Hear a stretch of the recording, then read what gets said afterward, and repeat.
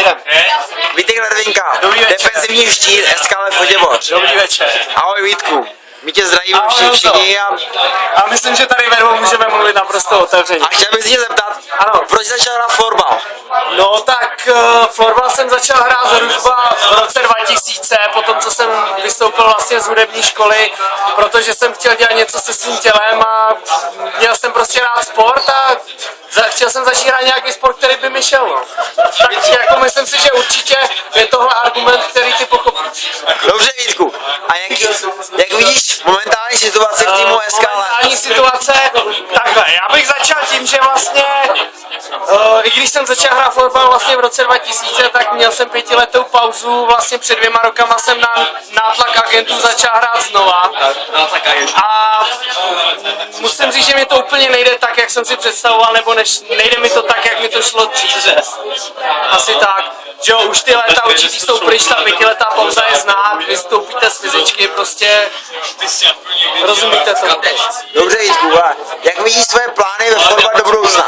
Do budoucna, takhle. Přece jenom už jsem v určitém věku, mám určitou zodpovědnost.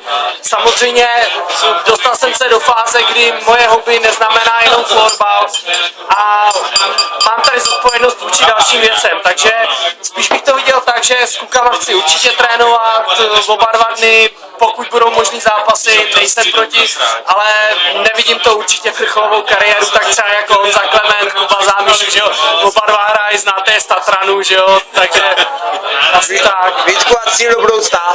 Cíl do budoucna, budu na sobě makat, zkusím to prostě ještě zamakat naposled, ale neslibuju nic, nechci týmu nic slibovat, koučovi nic slibovat, protože známe, že jo, Málka, kouče zná tady každý a víme, jaký to je pes a když mu něco slíbíte, on čeká, že to dodrží, takže já mu nechci nic slíbit. Já prostě radši budu trénovat, budu se snažit sám osobně na tom vzít, ale ty sliby nečekejte.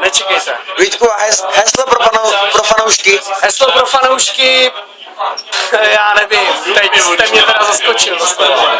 A heslo pro tebe do Heslo budoucna? pro mě přesnější přihrávky a přijít na té fyzičce. Tak Hlavně trefit ránu, že? To tady je golman místní, že jo? To znáte určitě, to je Ondra Šimal mimochodem. Podívejte se, to je skalní fanoušek SKLF.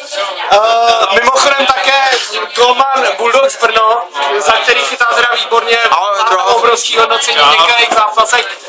Jeho manažer o něm mluví moc pěkně, že jo? Ještě konec konců, proč by ne, když je to manažer. Ale jinak mimochodem zrovna dneska musím zmínit, že měl 4 zápasy 0, což se myslím nestává jako každý den, že jo? Ondro, jak si... Tak já bych neřekl, jako, že na to mám velký podíl, prostě celý tým hrál úplně perfektně. Na mě šlo strašně málo střely, aby dostal góly určitě. Tady prostě celý tým hrál úplně úžasně, ne? Tak určitě. Mám říct. Vítej v partě. Děkujeme a Vítku, děkujeme ti za rozhovor a ať se daří. Děkuju. Ahoj. Čau. Jak jdem?